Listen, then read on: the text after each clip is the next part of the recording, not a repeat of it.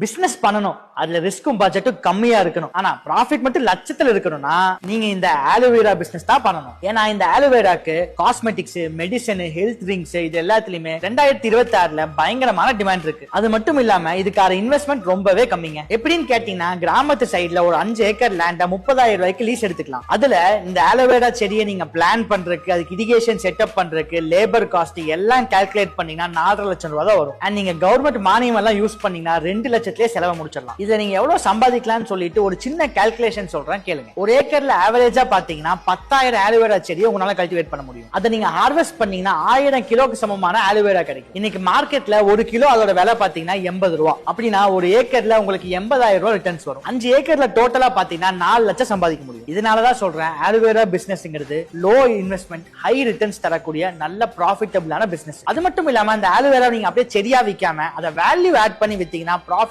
உங்களுக்கு டபுள் ஆகும். சோ இந்த விஷயத்தெல்லாம் வச்சுதான் நான் சொல்றேன் ஆலோவேரா பிசினஸ் ஒரு லோ இன்வெஸ்ட்மெண்ட்ல ஹை ரிட்டர்ன் தரக்கூடிய நல்ல ஆப்ஷன். இந்த பிசினஸ் கண்டிப்பா எடுத்து பண்ணுங்க, நல்லா சம்பாதிக்கலாம்.